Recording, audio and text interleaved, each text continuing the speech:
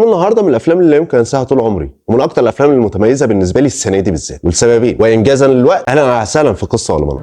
بقول لك ايه يا كابتن، الفيلم ده قصه ولا مناظر؟ فيلم النهارده فيلم الكوري نايت اوت. 누가 시켰느냐? 공사입니다. 시침하겠습니다. 보이지도 않는 회사.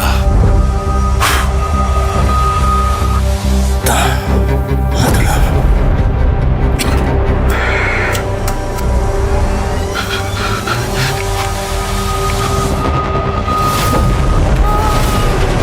목격자가 제게 준 투서입니다.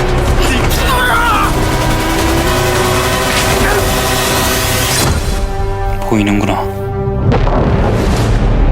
خليني افهمك القصه الاول قبل ما اقول لك ليه الفيلم ده من الافلام الجباره. مبدئيا الفيلم في احدى الممالك في كوريا وفي احدى القرى في طبيب كفيف يعالج الناس بالابر الصينيه، ونظرا لكفاءته يبقى احد اطباء البلاط الملكي. لكن السر اللي محدش يعرفه خالص ان هذا الطبيب الكفيف يستطيع ان يرى في الظلام. بس دي مش المشكله الرئيسيه في الفيلم. المشكله بقى ان هذا الطبيب الكفيف هو الشاهد الوحيد على مقتل ولي العهد. فهل هو يشهد بالحقيقه ولا ما يشهدش؟ وهيشهد ضد مين ولا مين؟ ده اللي انا اقدر اقوله لك على الفيلم. الشيء اللي عجبني الفيلم ان مش التمثيل هو المبهر ولا الممثلين هم الاقوياء جدا، ولا الفيلم سيوف وحروب، ولا في CGI بقى وحاجات مبهره. لا، ده فيلم يحترم المخ. بطل الفيلم هو الفكره. فكره الفيلم دي اساسا تعملها 4-5 افلام. عندك طبيب كفيف، ادي قصه. طبيب وكفيف يروح البلاط الملكي، دي قصه تانية. وطبيب وكفيف ويشوف بالليل، دي قصه ثالثه خالص. وكمان يبقى الشاهد الوحيد على مقتل ولي العهد، دي مصيبه. وهل انت متخيل ان الجريمه بقى في غايه الغموض والتعقيد لا، لكن انت قاعد منبهر جدا من الفكره. هل في سيوف وحروب؟ لا خالص. ففي ظل هذا العالم السينمائي اللي فيه ابهار المؤثرات البصريه وابهار التمثيل وخفه دم الممثلين والكلام ده كله،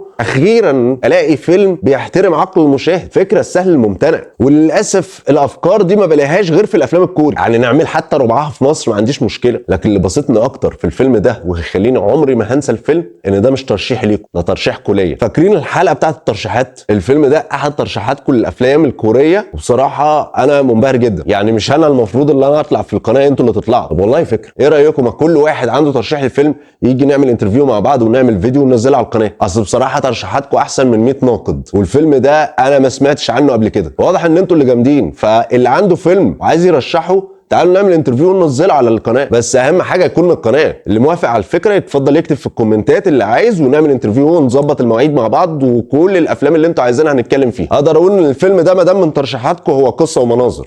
بقول لك ايه يا كابتن، الفيلم ده قصه ولا مناظر؟